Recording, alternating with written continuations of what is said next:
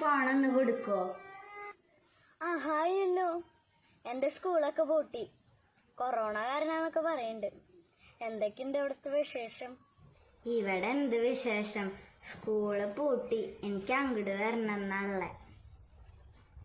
നാളെ എല്ലാത്ത പൂജയല്ലേ, നീ ചെലപ്പോ അങ്ങോട്ട് വരുന്നുണ്ടാവും. നിന്റെ അമ്മയോട് ചോദിച്ചോക്ക്. എന്നാ ശരി, ഞാൻ വെക്കട്ടെ, ഇതിലത്തെ ചാർജ് തീരാറായി. അമ്മേ, ശ്രേയ പറഞ്ഞല്ലോ അവിടെ പൂജയാണ്, നമ്മളെന്താ പോവാത്തെ? നമ്മള് പോകണ്ടെന്ന്, അതിനാണ് നീ എന്തൊക്കെ മടക്കി വെക്കണത്.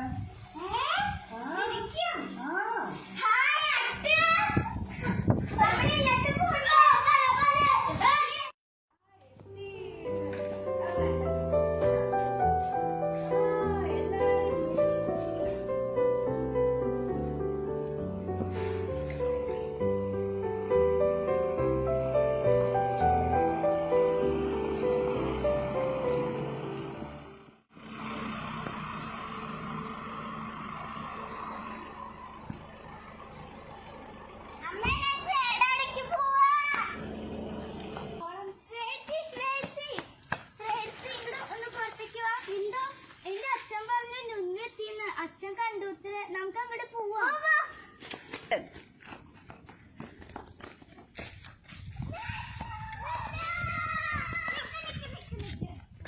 ഞാൻ കുളിച്ചിട്ട് എന്നിട്ട് നമുക്ക് കെട്ടി പിടിക്കാം.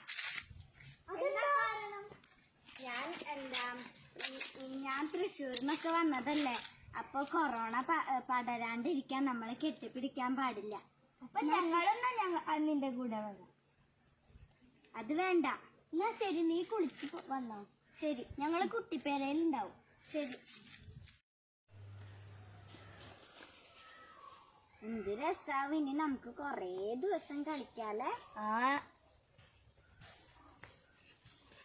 ഇനിയിപ്പൊ നമുക്ക് എക്സാമിനൊന്നും പഠിക്കേണ്ട ആവശ്യമില്ല, എക്സാം എഴുതേണ്ട ആവശ്യമില്ല. ശരിയാ, എക്സാമിന്റെ മാർക്ക് ആലോചിച്ചിട്ട് പേടിക്കും വേണ്ട. അതെ, ഞാനൊരു കാര്യം പറയട്ടെ. നമ്മുടെ പ്രധാനമന്ത്രി ലോക്ക്ഡൌൺ പ്രഖ്യാപിച്ചു. എന്തായി ലോക്ക്ഡൌൺ? നമ്മൾ പ്രധാനമന്ത്രി പറയണ ദിവസത്തിന് വീടിന്റെ ഉള്ളിൽ തന്നെ കഴിയണം, പുറത്തേക്ക് വരാൻ പാടില്ല. അപ്പൊ നമുക്ക് കളിക്കാനൊന്നും പറ്റില്ല. ഒന്നും പറ്റില്ല.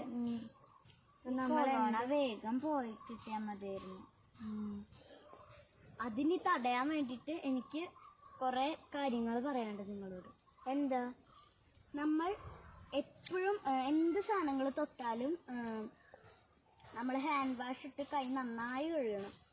പിന്നെ നമ്മൾ മുറ്റത്തേക്കൊക്കെ ഇറങ്ങി നല്ലോണം മണ്ണിൽ കളിച്ചു വിചാരിക്കുക, എന്നിട്ട് തിരിച്ചു വരുമ്പോ കുറച്ച് സാനിറ്റൈസർ ഇട്ടോളൂ കൈ കഴുകിയിട്ട്. അത് നല്ലതാണ്. പിന്നെ 1 മീറ്റർ അകലം പാലിക്കണം എപ്പോഴും നമ്മള്. പിന്നെ നമ്മള് ചുമയ്ക്കുമ്പോഴും തുമ്മുമ്പോഴൊക്കെ നമ്മള് ഒരു ടിഷ്യൂ ടവലോണ്ടൊക്കെ മുഖം മൂടണം, അല്ലെങ്കിൽ നമ്മുടെ ഇതൊക്കെ മറ്റുള്ളവരുടെ മേത്തേക്കാവും. അപ്പൊ ചിലപ്പോ നമുക്കുണ്ടെങ്കിലോ. അങ്ങനെയാണ്. അപ്പൊ നമുക്ക് ഇത് കഴിഞ്ഞ് എൻജോയ് ചെയ്യാം. ഓക്കെ ഓക്കെ ഓക്കെ, നമുക്ക് പോവാം.